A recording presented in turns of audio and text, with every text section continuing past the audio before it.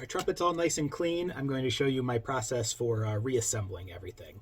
So I'm going to put the slides all off to the side. I'm even going to put the body of the trumpet off to the side for now. I want to get my pistons all assembled. So just about all the time, the pistons will have a number on it somewhere. So I like to find those and get everything in order. So that's my number 2 piston. That's going to be in the middle. Then I like to have my number 1 on my left-hand side and my number 3 on the right-hand side. And I'll just show you those real quick so you can see the numbers. There's the 3. There's the 1. And then this is something I always take a quick note of right as soon as I take everything out of the ultrasonic tank. Basically, I make sure I've got everything. If something slipped through the bin and it is sitting in the bottom of the ultrasonic tank, I don't want to clean 10 more things before I find it. I want to go looking for anything that's missing right now. So I always take a quick kind of inventory. So I say, oh, I've got 3 top caps, got 3 stems, got 3 valve guides, got 3 bottom caps, got 3 finger buttons, got 3 springs, and I've got 2 water keys. And the, of course, the screw that holds in the 3rd slide as well.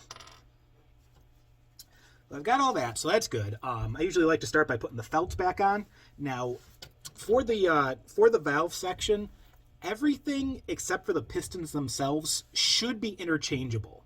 So it doesn't matter if I took felt number 1 and put it on valve stem number 2, and if I took, the finger button from 2 and put it on 3, none of that's really going to make a difference. So everything except for the 3 pistons, everything else, it shouldn't really matter which valve it goes back in. Now, as I assemble everything, so I'll start with the valve guide,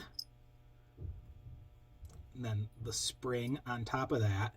Now, anytime I screw something together, anything that's threaded like that, I like to lubricate that, because who knows, it might be another 10 years before this thing gets taken apart again, and I'm probably going to be the sucker who has to take it apart. So I don't want that all corroded and stuck.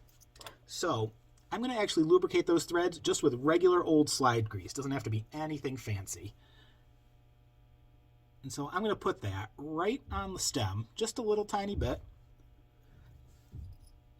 And that little bit of lubrication where it's screwed together, that could be a lifesaver in the future.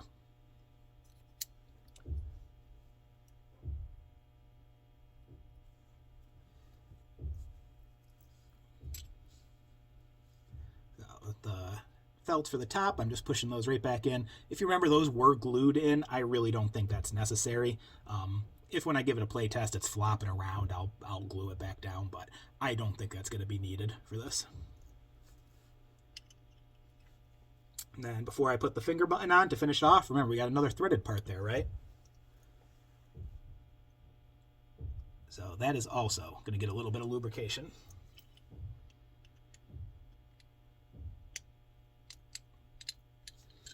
Okay, so piston number 1 is ready for action. I'm going to go ahead and do the next 2.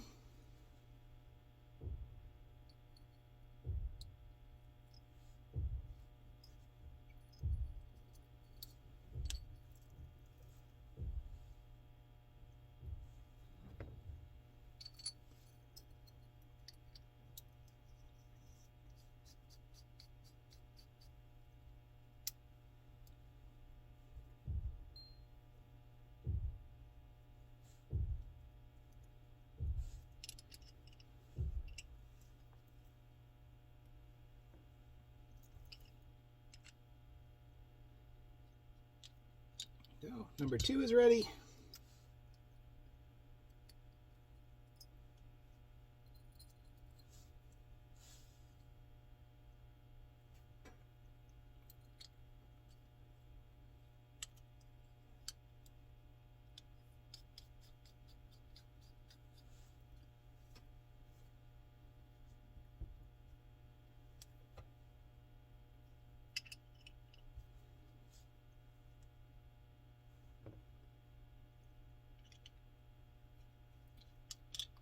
And number 3 is ready. They're ready to go into the instrument. So when we put it in the instrument, they're going to screw in, right? Again, we have a threaded part. You want to grease all the threaded parts on the instrument.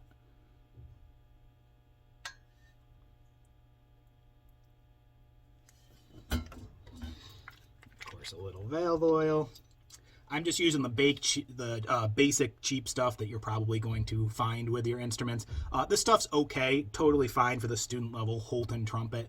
Something professional, I would recommend spending a little bit more and getting a some nicer lubricants. I like Hetman is probably my personal favorite go-to, nice synthetic stuff. But we're talking like $8 a bottle versus about $1 a bottle here. Just do a couple streaks on the silver part there.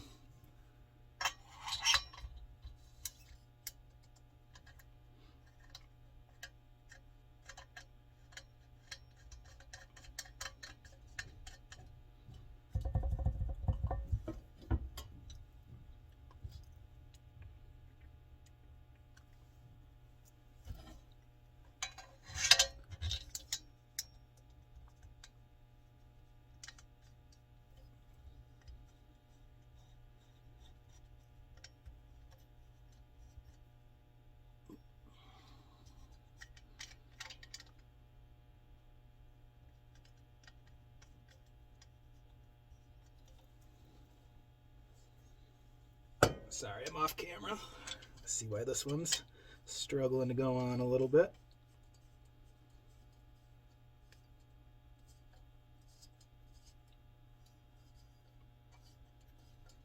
There we go. Just wasn't lined up right.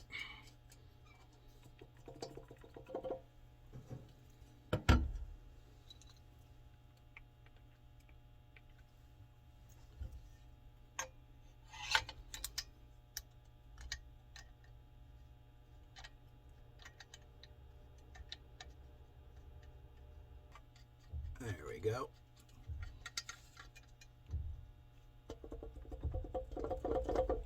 Yeah, second and third just want to go on a little bit crooked. And, you know, it's been used for who knows how many tech classes. I'm sure it's been whacked against the wall and probably dropped a couple times. So just takes a little extra minute or two to line up the threads. That's something you might encounter.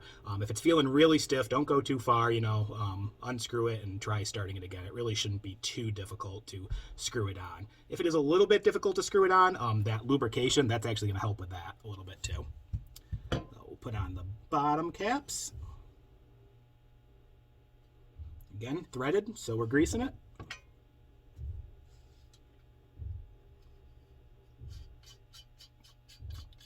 And just like the other valve parts, it doesn't matter which cap goes where.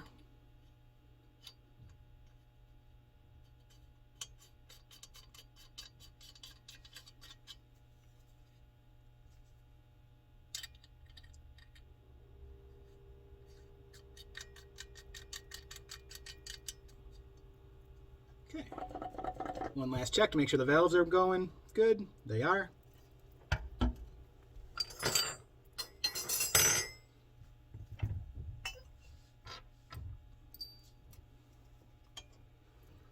Here's the water keys. So notice the water keys are not the same.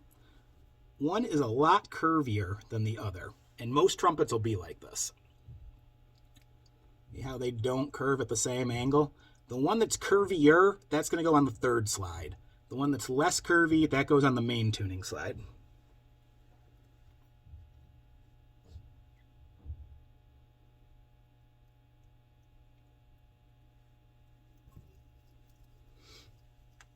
And we'll, of course, need new corks for these. I've got a whole video I'll show you on how we install those.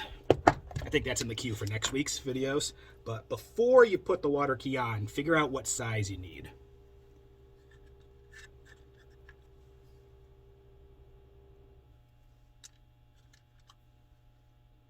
That looks like about a 9mm. It'll almost always be the same size for both. Yep, and that's true in this case as usual.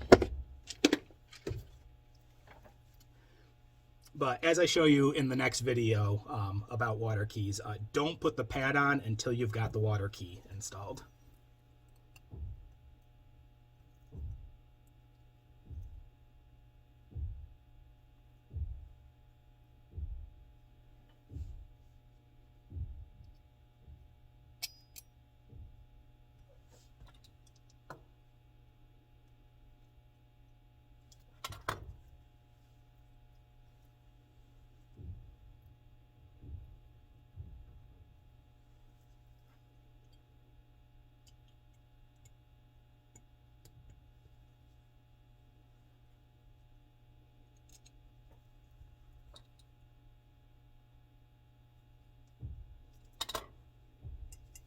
Now that both water keys are on and functional,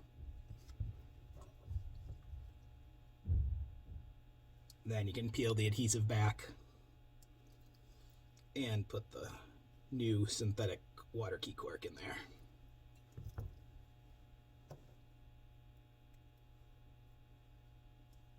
Yeah, don't worry about this too much. The other video does a better job of showing it.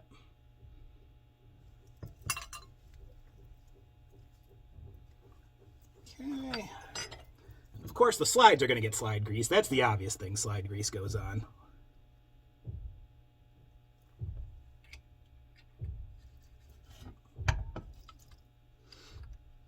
I like to do one tube at a time just to get it mixed around and then put it in there.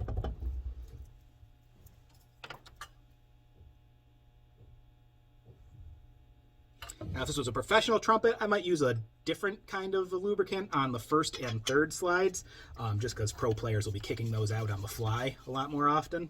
But this is a student level trumpet. We are okay just using regular old slide grease for both.